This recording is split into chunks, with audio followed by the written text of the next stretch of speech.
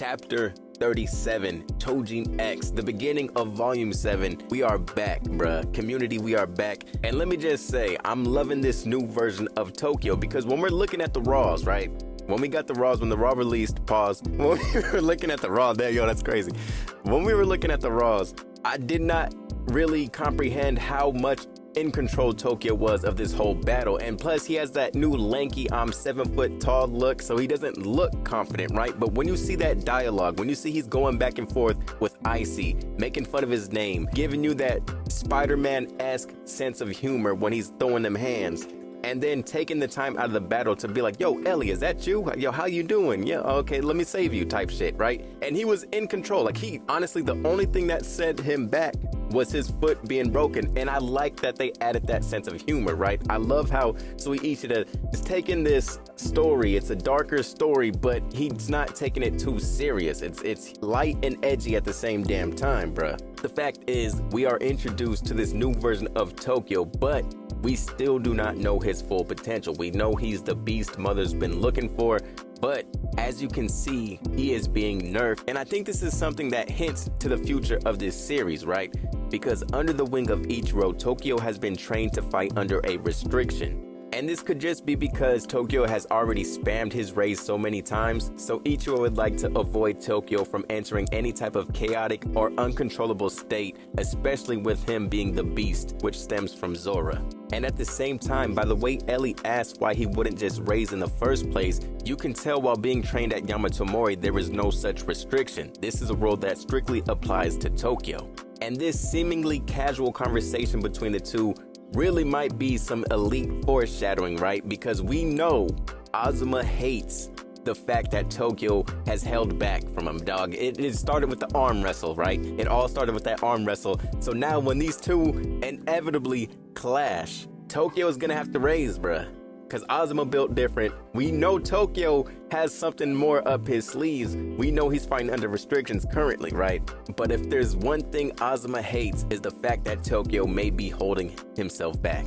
And as the story progresses, this could be another way to show the polarity between Tokyo and Azuma. We know Azuma is someone who suffers from restraint, self-control. He's not good at that, right? Meanwhile, we have Tokyo, who's literally coming off the time skip fresh from restraint training. But to cut Azuma some slack, I mean, if Tokyo could come back from the time skip, +5 charisma, +15 height, then Azuma could gain some restraint off screen, like in the time that we did not see the training and all that, riding the motorcycles and whatnot. We don't know what else. Actually, nah, because he gave, off rip, he gave Tokyo the cold soldier, so he ain't changed a bit. But let Ichiro tell it, he's not that impressed with Yamato Mori's guards. He's not impressed with them. Icy wasn't supposed to be this much of a problem. And let me just tell y'all again, Tokyo's broke foot. That was the reason why he wasn't caught. Tokyo's broke foot. Another plot move that we got was some no mask motivation and his reasons for his alliance with the tower. First and foremost, he wants to see Zora pass down her powers. He doesn't want the powers of a former Choujin X to go to waste. Secondly, he does not want the land of Yamato to be under Yamato Mori's control. If this were to happen, then the unregistered outcasts or the criminals would essentially just have a harder time operating, right? But not only that, our boy Batista is out for revenge against both Sandek and Master Mato, right? Master Mato had instructed Sandek as a child to kill his own brother, which is a different story than we got from Sandek. Remember, Sandek had said Batista left Yamato Mori. Batista's version sounds like he escaped Yamato Mori, bruh. And I saw a cool theory on Discord where they were saying Mato could be the mother of both Sandek and Batista, being that she has the half black, half blonde hair.